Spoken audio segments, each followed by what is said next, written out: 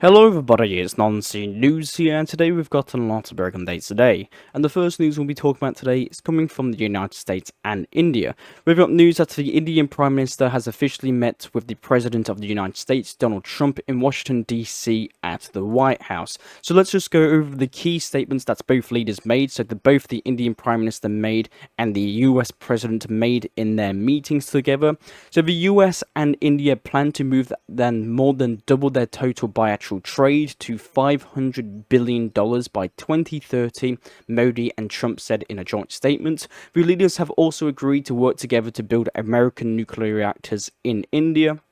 Donald Trump has also vowed that the US will become India's top supplier of oil and gas, replacing Russian cheap oil and gas. Donald Trump has again also vowed that the US government will be selling military goods for India, including F-35 fighter jets. Donald Trump stated that starting this year, we will be increasing military sales to India by many billions of dollars. So very interesting news. So that's basically all of the key statements that were said in the Donald Trump and Prime Minister's Modi's meeting. So let's go over to the next news come today, and it's coming from separate statements coming from Donald Trump. So, the separate statements coming from Donald Trump today is that Donald Trump says that he would love to see Russia back in the G7, making it the G8 again. He adds that it was a mistake to kick Russia out of the group of 7, and Putin should be sitting at the table. Donald Trump stated. Donald Trump has also plans to return nuclear disarmament talks with both Russia and China. Donald Trump said that there is no reason for us to be spending almost $1 trillion on the military. We are trying to de-escalate in nuclear with Russia and China, and that will start very soon. We've also gotten some breaking news today coming from the Mediterranean Sea near the Egyptian coast. So we've got news that the USS Harry S. Truman aircraft carrier has just collided with a merchant ship off the coast of Egypt. So the USS Harry S. Truman aircraft carrier collided with the merchant vessel BS M near a port in Egypt at 11:46 p.m. on Wednesday, according to the US officials.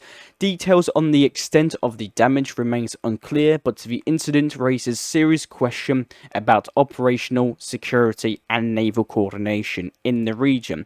And we've gotten images of the results of the collision. So we can see here in the bottom left corner, we can see damages on the US naval nuclear aircraft carrier after colliding with the bulk carrier near an Egyptian port. So it doesn't seem to be too much damage, but it'll be a pretty hefty bill to repair. So interesting news.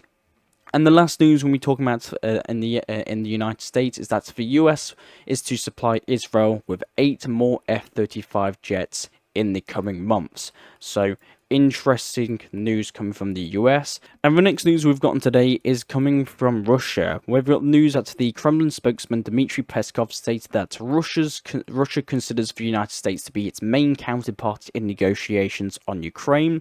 Ukraine will definitely participate in the settlement negotiations in one way or another, but there is also going to be a bilateral Russian-American track of negotiations on Ukraine, Dmitry Peskov stated. We've also got news today that Zelensky says that he's ready to meet Vladimir Putin. So I don't know if this is a mistake or something, but Zelensky says that he's ready to meet with President Putin of Russia. But obviously, I don't think Russia will agree to this because Russia doesn't actually recognize Zelensky as the president of Ukraine. Putin advocates for elections in Ukraine, and if obviously Zelensky wins the elections in Ukraine, Putin will apparently be happy to meet him. So this is according to Russian officials. We've also got on some news come today. We discussed this in the previous episode, but Russia's defense spending has increased by 42% in 2024. This is equivalent to $462 billion on the basis of purchasing and making military equipment. So in comparison, the European defense budgets, including the United Kingdom and EU members states, rose about 12% last year to $457 billion, slightly less than Russia's spending.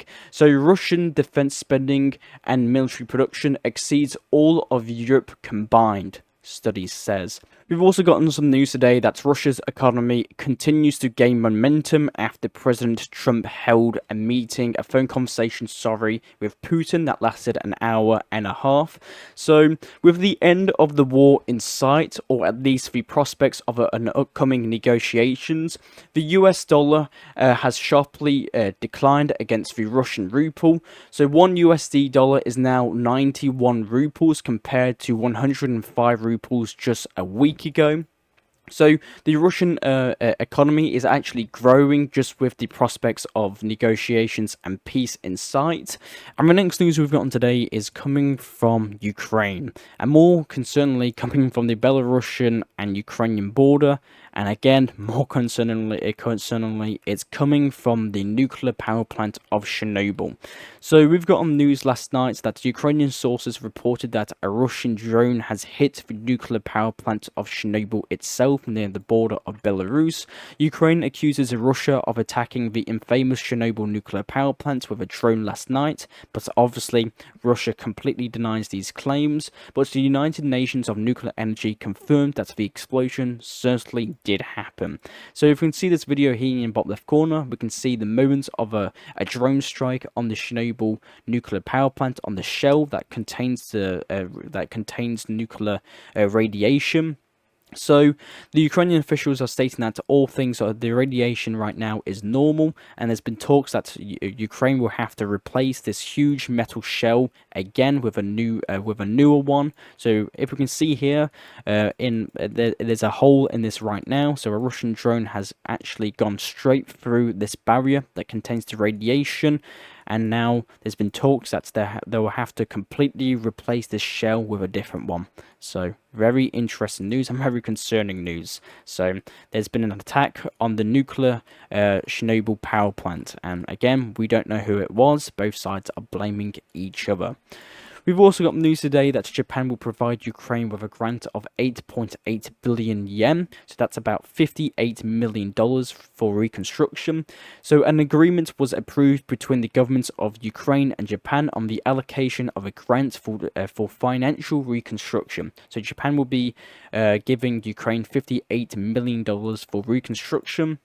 Switzerland has also approved 1.6 billion euros in aid for Ukraine from 2025 to 2028, focusing on reconstruction, reforms and development. So nothing military. Switzerland is providing a 1.6 billion euros just for reconstruction in Ukraine. Norway is providing 107 million in military aid to Ukraine though, but this will be invested in purchasing American air defense systems. The country of Norway's Ministry of Defense reported. And the next news we'll be talking about today is coming from Germany, and more specifically coming from the city of Munich, where I'm pretty sure most of you know that the Munich Security Conference did take place. And let's just go over the key statements from Zelensky's speech at the Munich Security Conference. So Zelensky stated that Europe's voice must be heard at the negotiating table, not just from behind the scenes. Zelensky stated that I spoke with Donald Trump. We received a proposal for investments in our critical minerals. I empathize with the need to protect Ukraine and our resources. Zelensky also said that I may have a meeting with US Vice President J.D. Vance this evening regarding mineral resources. Zelensky said that without security guarantees, we are simply giving Putin a pause on the battlefield, and I don't want to be the person who helped Putin occupy my country. It is crucial to keep pressure on Putin, and Trump has full authority to impose sanctions against Russia. And Zelensky's last statement, key statement he made at the Munich Security Conference is that we had a conversation with Putin about a complete ceasefire and a prisoner exchange, but he did not exchange prisoners. He is a liar, Zelensky stated. So, interesting news. We've also gotten some sideline statements that Zelensky stated. Zelensky said that if we are not accepted to NATO, Ukraine must have an army of at least 1.5 million soldiers with modern weapons. Zelensky stated that Russia must return to the borders of 2022. At least, I think Trump can do this. He is a strong man, so that means the Russian forces will have to withdraw from the borders of here. So all their gains that made since 2022, Russia made. Zelensky says that they'll have to withdraw from all of this. Furthermore, we've also gotten some news today that Zelensky also met with the president of the European Union in Munich as well. So Zelensky stated that coordinations of joint efforts and the 16th package of sanctions against Russia and the process in negotiations on Ukraine's accession into the EU were on the topic of our meeting with the president of the EU in Munich. Zelensky states that the future of the European security is being decided now in Ukraine. Now is the time and when it's very important to coordinate and joint efforts to bring a just and lasting peace. It is also important to increase sanctions pressure on the Russian Federation. Our state expects that the 16th package of EU sanctions onto Russia will significantly limit Russia's ability to continue financing the war in Ukraine. So Zelensky met with the president of the European Union in Munich, where they discussed about Ukraine's accession into the European Union and discussions of another sanction package on Russia. And according to Zelensky, this will actually significantly reduce the ability of Russia to continue financing the war in Ukraine. And the next news we'll be talking about today is coming from the German parliamentary elections. So first, we've got news that the German Chancellor, so the current German Chancellor right now, Olaf Scholz, says that he intends to retire from politics after he is no longer Chancellor of Germany. This obviously could happen after the parliamentary elections this month, which, by the way, he's not predicted of winning. But we've actually gotten the map of the most recent polls in Germany before the elections. So we can clearly see that the far-right AfD party is the strongest in the lands of former East Germany under the Soviet occupation. So we can see that the Cold War clearly still has an effect on modern day politics in Germany, while in Western Germany it's more the CDU party. So very interesting news. So Germany is set to hold a snap national elections on February the 23rd, 2025, so in this month. So the CDU/the CSU, so that's the Christian Democrats Bavarian CSU party, leads the race by 8 points over the AfD party, but the AfD party has gained 4.7 points since June 2024, reflecting its growing influence, while the SPD party has lost 12 points since the last federal election and is currently in third place. So the CDU party seems to be in the lead, and it seems that the AfD party is not projected to win this election in Germany. So very interesting news. The next news we'll be talking about today is coming from France. We've got news that France is to withdraw troops from the African country of Senegal by the end of 2025. This is reported by the French Foreign Ministry. The two nations have agreed to establish a joint commission to oversee the withdrawal of French forces from the African country of Senegal. Earlier this month, France actually begun the process of pulling its forces from 3 military bases in Senegal and transferring the control to the Senegal forces, the national forces. So it's projected that the French forces are projected to complete withdrawal of Senegal by the end of 2025 this year. We've also got news that the French Foreign Minister Jean-Noël Barrot stated that we must allow aid to flow to Syria while working to lift sanctions on it. We are working with our European counterparts to lift a number of economic sanctions on Syria, on the new Syrian government. So France is very keen of actually improving relations with the new Syrian government, so the former HDS rebel group. So the French Foreign Minister is actively calling the reduction of sanctions on Syria. And the next news we're going to be talking about today is coming from the United Kingdom, where we've gotten some huge breakthroughs, some huge historic and science breakthroughs. That's Jack the Ripper's identity has finally been revealed after 130 years later through a DNA match. So we now know the identity of one of the most famous serial killers in the world, and that is Jack the Ripper. The man who terrorized and mutilated London women in 1888 had long been unknown until historians and scientists have finally unearthed one of the most sought after answers. So thanks to a shoal that Russell Edwards came into possession of DNA, was able to be extracted and used to determine that Jack the Ripper was a man named Aaron Kaminsky. The discovery has since been 100% confirmed according to the Daily Mail.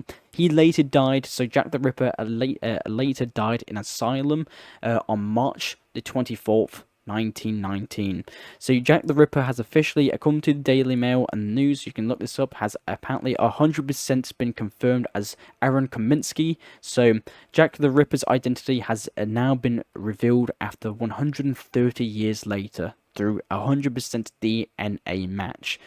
And the next news we've got today is coming from Lebanon. So we've got news today that a number of protesters in front of the Beirut International Airport has reached multiple thousands. So right now there's a huge amount of protests that have been happening in front of the international airport in Beirut. Thousands and thousands and thousands of people have been reported in these protests, and these protesters have been burning UN vehicles. Allegedly 3 UN vehicles have already been burnt and causing mayhem in the streets. So let's just go into why these people in Beirut are protesting.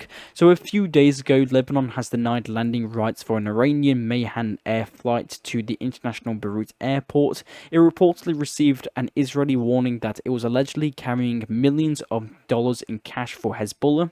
So the move came after the Israeli army claimed that Iran has been smuggling cash to Hezbollah in recent weeks to rebuild itself using civilian flights via the Beirut International Airport. So by banning the Iranian plane, some of 350 Lebanese citizens, passengers, remain stranded in Tehran, prompting Hezbollah followers and protesters to take the streets and block the entrance of the airport. So right now, Lebanon is banning Iranian planes on landing in the international airport because of Israeli signaling that they have been carrying millions and millions of dollars worth of cash of funding of Hezbollah. So very interesting news, and we've just got news that the Lebanese military has just been deployed to try and unblock the roads to the airport from the pro-Hezbollah supporters. And the next news we've got today is coming from Israel and Gaza. So we've got news that Hamas has released 3 Israeli hostages today. So 2 of them being citizens of different countries, one being a Russian Israeli and another one being an American Israeli. So 3 Israeli hostages have been released just today, and they've been handed over to the Red Cross and handed to the IDF Israeli forces. And we've actually gotten comments from the President of the United States, of Donald Trump. So he posted on X that Hamas has just released 3 hostages from Gaza, including an American citizen. They seem to be in good shape, but this differs from their statements last week that they would not release any hostages. Israel will now have to decide what they will do about the 12 o'clock today deadline imposed on the release of all hostages. The United States will back the decision they make. So if you remember yesterday, Israel gave an ultimatum to Hamas that if it doesn't release all hostages by today, that Israel will resume the war in Gaza, and it seems that it hasn't happened. Hamas has released 3 more hostages, but there's still dozens of them still being taken hostage in Gaza. So it seems that if Hamas doesn't release all hostages at the end of today, then Israel will resume the war in Gaza. And the next news we've gotten today is coming from the Democratic Republic of the Congo. So we've just gotten news today that the M23 backed Rwandan forces have yet again made a huge breakthrough into Congolese territory, and the M23 Rwandan backed forces have managed to actually capture 50% of the Congolese city of Bukavu. So about approximately 50% of this city is now under M23 Rwandan-backed control, and clashes have been reported overnight in the center of the city. So the M23 Rwandan-backed forces are making huge gains in the Democratic Republic of the Congo, and we've just gotten news that apparently Uganda, the African country of Uganda, is now smelling blood in the water. And we've just gotten news that the Democratic Republic of Congo's military sources says that Uganda has just begun a huge military buildup along its border. And we've also just gotten news that Uganda's chief of staff has just gave the Democratic Republic of the Congo's military 24 hours to surrender or withdraw from the Ituri region, or Uganda will attack. So if you don't know what the Ituri region is, it's this huge region here. So Uganda is given an ultimatum to the Democratic Republic of the Congo to either withdraw from this whole region or Uganda will attack. And we've just gotten news 5 minutes ago that apparently the Ugandan chief of staff stated that we are now on our way to the city of Brunani. So if you don't know where Brunani is, it's this huge Congolese city here. As liberators, the people are welcoming us as liberators. They should down their arms, otherwise we will kill them all. This is coming from Uganda's chief of staff. So Uganda is now actively giving an ultimatum. By the end of the day, if the Democratic Republic of the Congo doesn't withdraw its forces from this Ituri region, Uganda will start a military operation in the Congo and capture the major Congolese city of Brunani. So, interesting news. So, and while this is all happening, opposition parties in the Congo are now going crazy and calling for the immediate resignation of the president of the Congo, so the Felix Tshisekedi as the president. So opposition parties in the Democratic Republic of the Congo is going crazy and now calling for the president to completely resign. So very big news. And the next news we're going to be talking about today is coming from China, that China's first nuclear power aircraft carrier type 004 is now under construction. If you can see on these satellite images on one of the ports in China, satellite images from May suggest that the fourth carrier is on its way. So China is producing its fourth carrier. We've also got news that we discussed this yesterday, that a Chinese J-16 fighter jet flared 30 meters from an Australian P-8 Poseidon surveillance plane flying over the South China Sea. So we've got news that there's been a clash of air forces between the Australian Air Force and the Chinese Air Force when a P-8 Poseidon Australian surveillance reconnaissance plane flew over the Chinese Parcel Islands, where a J-16 fighter jet of the People's Republic of China's Air Force intercepted the Australian plane and actually flared it and intercepted it. So the Australian government called this a very unprofessional, but China stated that China's measure to drive out the aircraft was legitimate and lawful. And the next news we're going to be talking about today is coming from Taiwan, where we've got news that a Taiwanese AT-5 Brave Eagle trainer jet has just crashed into the sea after both engines failed. So the pilot ejected safely, marking the first major incident for Taiwan's indigenous jet program. The AT-5 is Taiwan's first locally made jet since the FCK-1 Ching-Ku. So a Taiwanese AT-5 trainer jet has just crashed in the sea, but luckily the pilots managed to inject in time before it crashed. And that's all the news that I've gotten for you today. I'm Non-Scene News. I'll try and provide you news that medias around the world do not show you. I do these videos hopefully daily, so consider subscribing and liking. And if you want to actually support me personally, you can actually donate in the link in the description. I have a PayPal where you can support me personally, so or you can actually become a member of the channel. So thank you very much for watching, and I'll see you all later. Bye.